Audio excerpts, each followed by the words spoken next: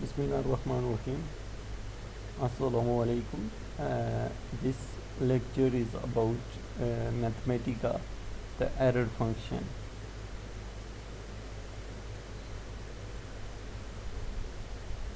For error function, for in mathematica, the error function, as we know, the error function is this one. Error function of any function is 2 over under root pi 0 to x e power minus x square into dt minus t square into dt. This one is the error function. Here we calculate this one. This is the error function of 1. Same as for this value, the integration of this one up to the first integrate and second one the numerical result, and we get this one.